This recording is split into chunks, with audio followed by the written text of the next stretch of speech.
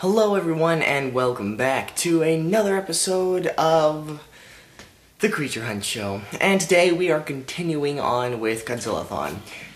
Sorry this episode is going to be coming to you a little bit late, but you know, things are busy. But anyway, yes. The next episode in Godzilla-thon is indeed Godzilla vs. Mothra. Perhaps even more of a monumental face-off than Godzilla vs. King Kong, because Mothra would be a returning character who would be more of an impact than probably almost any other character in the Godzilla franchise. And the fact that Mothra was already an established character is a very little known fact to some people. But that's right, there was a movie in just a few years before, just about a year or so before Godzilla vs. Mothra, and that was just called Mothra. And I'm not reviewing it because, you know, it's doesn't really have a whole lot to do with Godzilla-thon, so I might review it later on. But anyway, that's for later. So how about I tell you what the basic storyline is? Basically, what happens is there's this giant tsunami thing just blowing water and all that kind of stuff all over the place. I mean, this thing is big.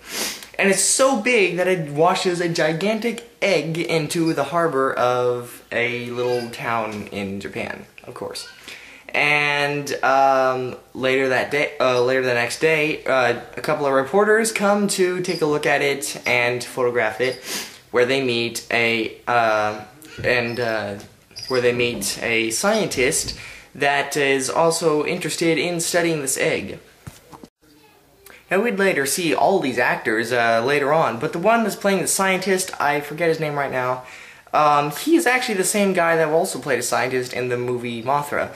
Now whether he's supposed to be playing the same actor, or the same character, I am not quite sure, but if he is, then that's actually kind of cool that he's kind of continuing on his, you know, research on Mothra. But if he's not, then it's just kind of a weird coincidence that it's the same actor. But anyway, so yes, a sort of an enterprising company called Happy Enterprises, is bought up by is a company that buys this giant egg from the fishermen and the townspeople in whose harbor it was found.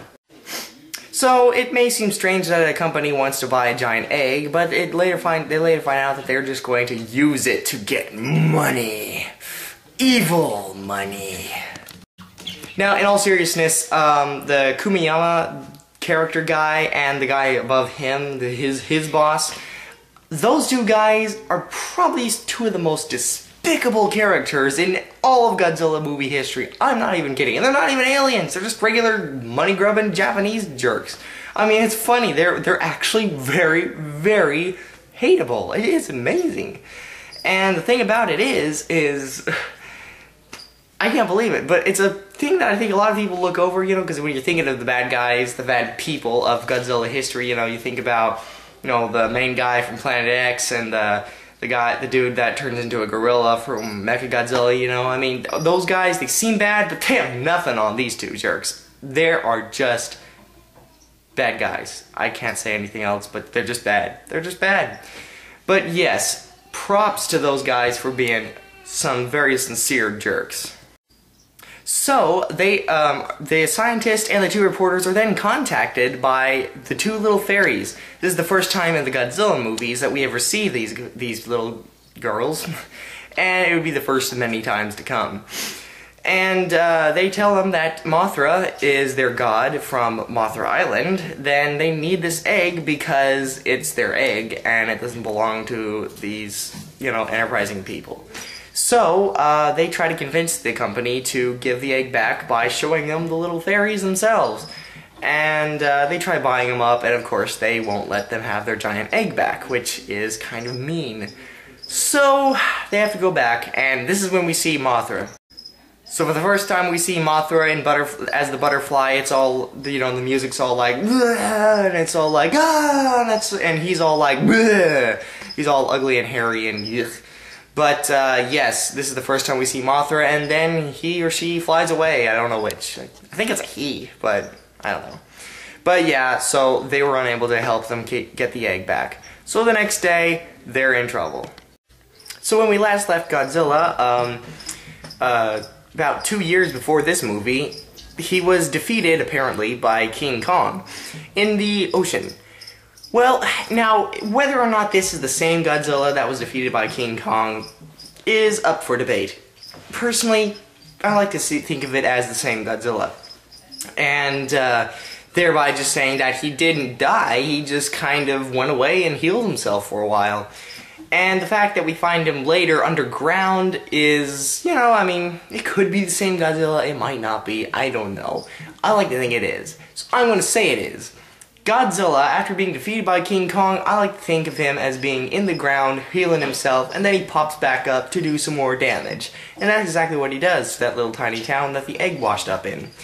And when he does so, he's going around just destroying stuff, and of course the military, we have to go through the whole thing where the army's got to come up with their big plan, and use some stock footage from King Kong versus Godzilla.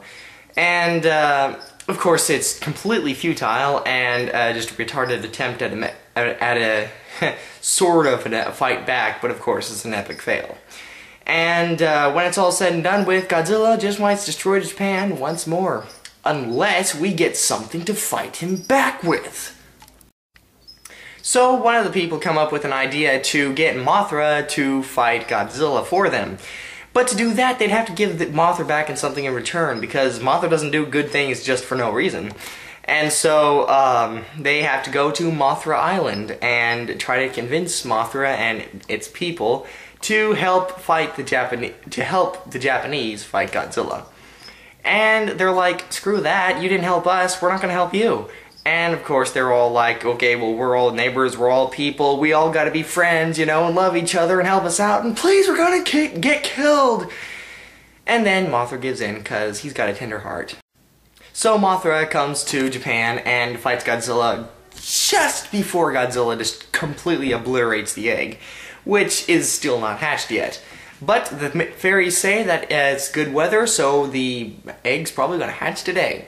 And in which case, Mothra, this is something I didn't know before, Mothra actually reincarnates from the butterfly form into the larva form. So it's technically the same Mothra every single time. So that's kind of a neat idea. But, for now, this Mothra is fighting Godzilla, and of course he's just getting his abdomen handed to him. And he's just getting blown to smithereens by Godzilla because he's no match for Godzilla. I mean, Mothra is perfect in every conceivable way. He just died, which is sad, and we're all sorry.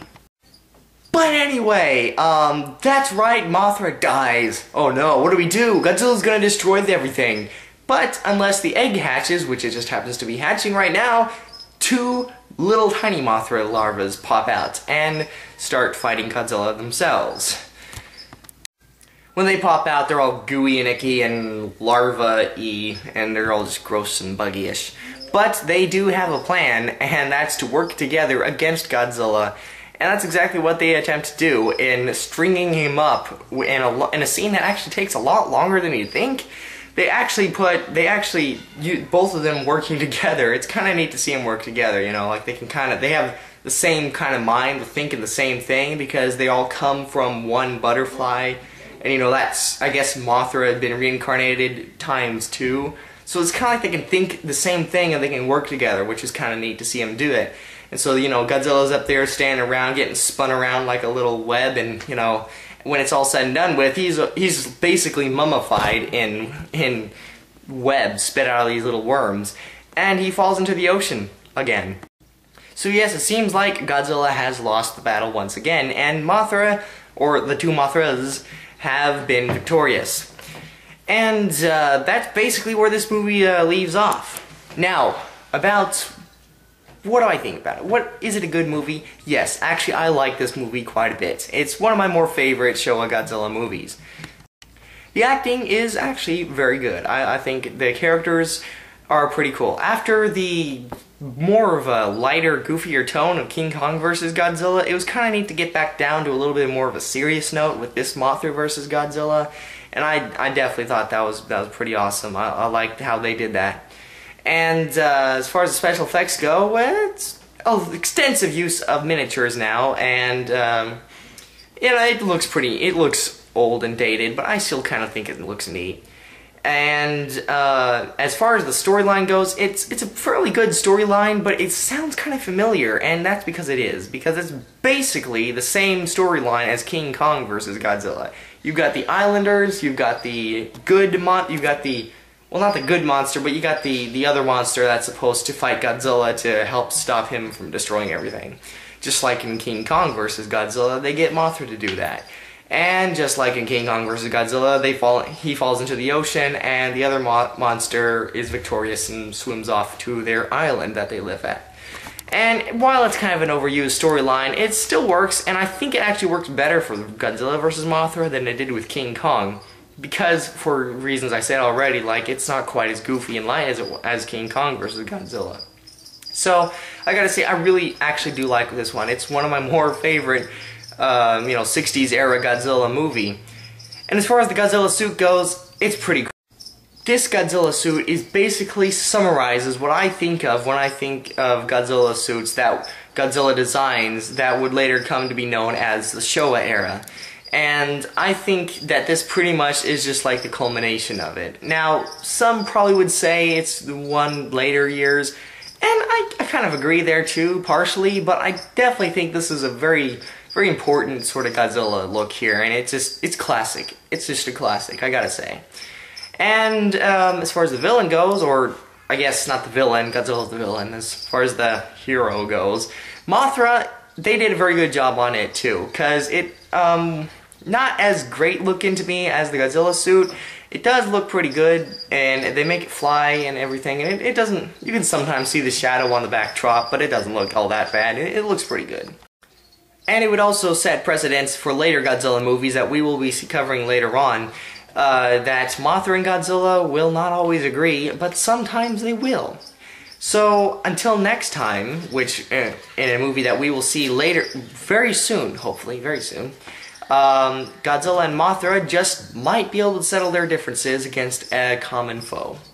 So until next time, I'm Creature Hunt Guy, this was Godzilla vs. Mothra, and I'll see you later.